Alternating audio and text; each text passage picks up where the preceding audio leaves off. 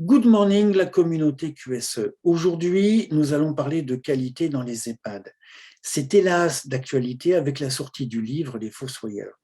Et j'ai d'autant plus envie d'évoquer ce sujet que je suis habilité pour conduire des évaluations dans ce secteur.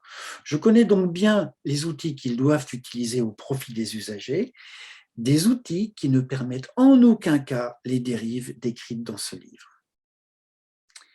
Les EHPAD, comme tout le secteur social et médico-social, s'adressent à un public fragile. Ils doivent donc être encadrés strictement.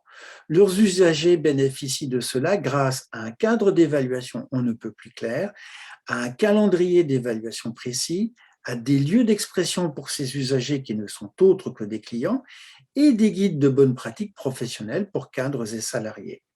Le tout ayant pour objectif une offre de services de qualité.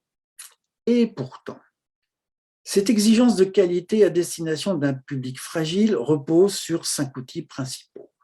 Premier outil, comme souvent en France, la loi. Celle-ci pose le principe d'évaluation internes et externes.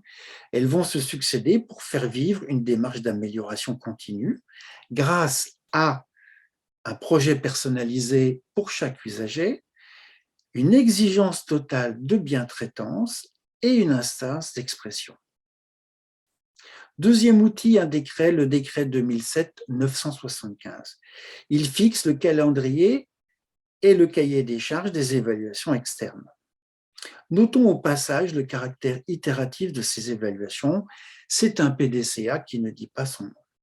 Troisième outil, les recommandations de bonnes pratiques professionnelles. Ces recours rédigés par des professionnels offrent dans de nombreux domaines des repères, des pistes pour travailler au mieux. En voici 3 essentiels à mon sens. Le questionnement éthique dans les établissements et services sociaux et médico-sociaux. La deuxième, peut-être la plus importante, est nommée bientraitance, définition et repères pour sa mise en œuvre. La troisième que j'ai retenue, parce que bientraitance et maltraitance se traitent à tous les niveaux, se nomme mission du responsable de service dans la prévention et le traitement de la maltraitance.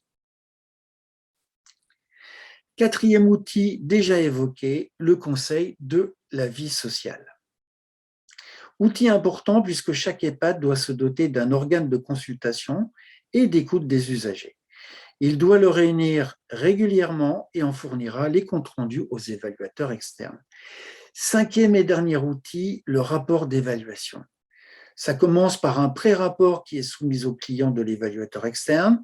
Celui-ci peut émettre des remarques qui seront intégrées au rapport final, lequel rapport final est adressé à l'autorité de tutelle, souvent l'ARS. C'est un geste qui n'est pas anodin puisque cette tutelle a tout pouvoir pour retirer à un EHPAD son autorisation d'exercer. Voilà, il me reste à vous dire bonne journée la communauté.